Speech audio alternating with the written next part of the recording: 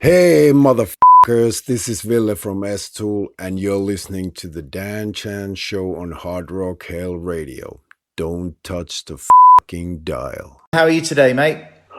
Just relax. And what's the current situation like in Finland? I think it's kind of leveling down. So, but we'll see what happens because they're starting to open up the schools and restaurants. So, Yeah. we're kind of waiting here. What's going to happen? Hopefully, it's not going to get any worse. Yeah. So you've got so with Stool, I want to go take a little bit of a background here. So when Sentence finished, you started Poisonblack, correct? Yeah. And then so how did the transition go from Sentence to Poisonblack into now Stool? Can you give us a bit of a background? I mean, I was already doing Poisonblack while I was still in sentence, Right. and it was mainly because I wanted to also play the guitar. So Yeah. that was the reason why I formed that band. Because you just sang in Sentence, correct?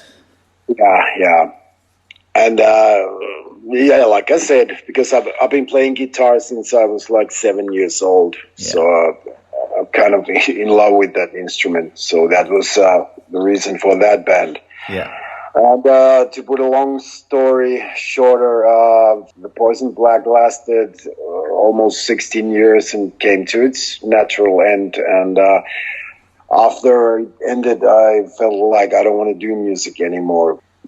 It just happened because I'm constantly writing music. So I kind of felt that I wanted to start one more band. Yeah. And I was kind of fascinated about the idea to start a new band, like from the clean slate, a band without no musical history or anything like that, and also play kind of music that I played when I was 16, 17, more this kind of aggressive thrash metal kind of music. Because it is a bit of a Stool is. I've heard the new album, the album Exitus. So it is a big difference, big step away from what Poisonblack and Sentence are doing, less melodic and more thrashy. Yeah, and that's like I said, I wanted to do it because when we were starting the first bands, when I was younger, it was all this kind of thrash metal style, the old Metallica, Whatnot, Testament, and bands like that. And I just wanted to go back to that kind of playing. Yeah. The Sentence, it was the penultimate album, I think, Cold White Light. It's a really important album to me. It took me through a very interesting period of my life, so I thank you for that. It was a really cool album.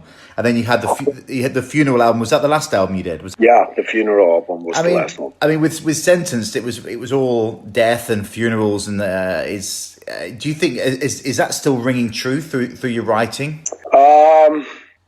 I guess so, yeah, because to me, music has always been a kind of a way to get rid of bad stuff, negative feelings. And also now when I'm getting older, I just write how I see the world, what I think about, when you just watch the news or see how people behave and things like that. So maybe death is there also, but maybe not as much as it used to be, because I guess I still have 15 good years left, so I don't really want to talk about death. Of course. And so Stool released your first album back in 2017 with Tolerance Zero. Is the writing process with Stool remain the same on the upcoming album? Yes and no.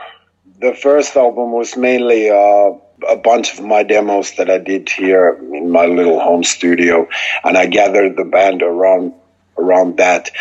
And we played so many shows after the first album that I got to know the guys and how they approach the instrument and how we all four sound together.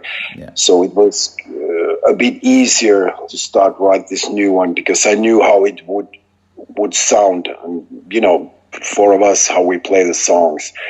But the yes part is, it's usually the same. It all starts with the riff, and I usually do demos here at home and send those to the guys, and they just play their own parts in there, and that's how we make music. And are you all Finnish based?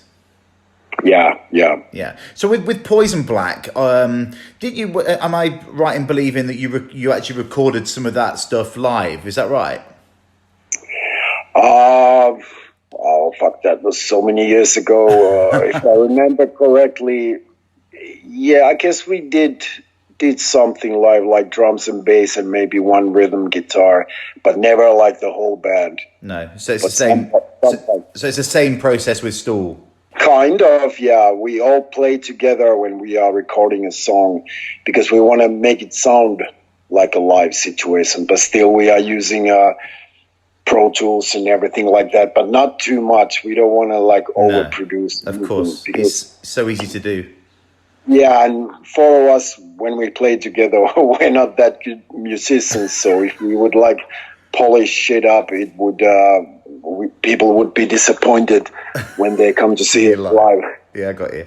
So with on the new album, so we've got like tracks like Motherfucker, Saint Bastard, The Inhumanist, Ego Cancer, I Hate Myself. I know you're not a fan of like religion and status and society. Do you feel that society is doomed? Is that part of the emphasis when you write?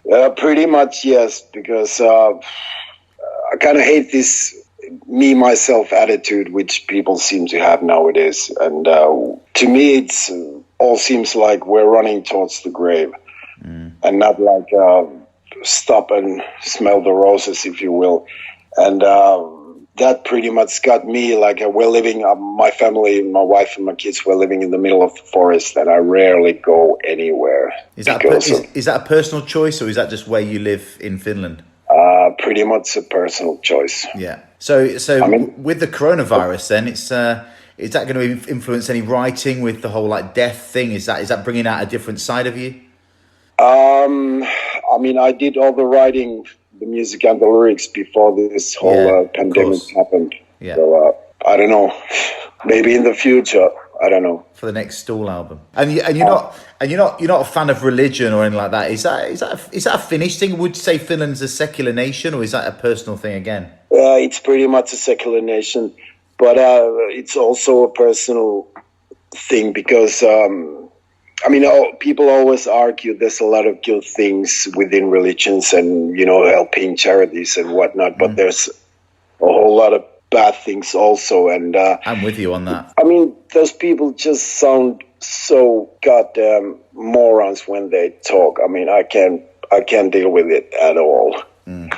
For example, the one song, this FOS Gutting the Pig on the album. Yeah.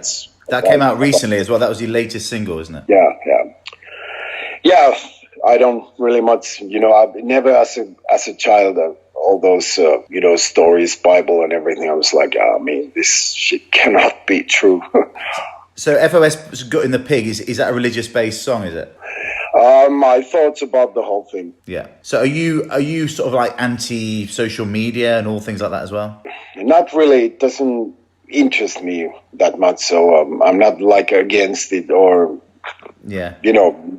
I'm not into Facebook or anything like that. But obviously I use like YouTube, Spotify and things like that. So, I mean, it is what it is. Yeah, it is. So is it true to say that you don't take any shit from the world at all, do you, really? And it comes through in all your songs. I mean, with the start of the album, it's an awesome start to the album. So when everyone hears it, it starts with the song Motherfucker, and it's right up in your grill, isn't it? Yeah, it's it's like the anger with the in me, like all this what's going on in the world at the moment. I mean, for example, look who is the president of the United States. I mean, come on. Yeah, it's a joke. Well, that's it's good to have songs like that. It's good not to sit on the fence. I prefer to listen to a band who says it out there. And from the first breath of that album, it's going to be 35, 40 minutes of pent up aggression, which is what we need these days. And the politics is bringing out better art for it. I think so too, because I mean, I can't really listen to radio nowadays, and new bands that come up, they all sound like this, that they call like the same formula on Pro Tools, and there's no edge to anything. I mean, obviously this is only my opinion, but I mean, if I listen to music at home, it's old AC/DC or something like that. Yeah. So what are your influences then, personally? I guess they are, I mean, when you are a young person, the first time you hear something that hits you it kind of lives there, you know, for the rest of your life. So to me, it's like bands like Iron Maiden, old Metallica, what was going on in the 80s, early 80s. Yeah. Well, that's coming through on the new album. Yeah, and I'm not hiding it. I mean, I'm not copying anything from anybody, but like, for example, the song Motherfucker, when I was writing the riff, I was like, this sounds kind of a little bit like Slayer, but I don't care. No, of course not. Of course not. And your voice is so unique. Did you get told that a lot? Yeah, I've heard a lot of stuff like I sound like Phil Anselmo or whatever, but the best one is I sound like Rod Stewart with AIDS. I want to go with that. I'm going to have to listen back and see if I can hear that. So what other what Finnish bands are out there at the moment you into? You know, Finnish band Stamina? Yeah. I think they're pretty fucking awesome. Are they from Helsinki? No, there's this little place, countryside called Lemmi. Good name. And they're singing in Finnish, but they're a really awesome band. It's true to say that there's more, I think it's in Finland, there's more metal bands in the concentrated country of Finland than anywhere in the world. I think it must be, I was there in January, and I met a lot of people that seemed very sort of like heavy shouldered, because it's so dark all the time. Do you think that brings it out of people?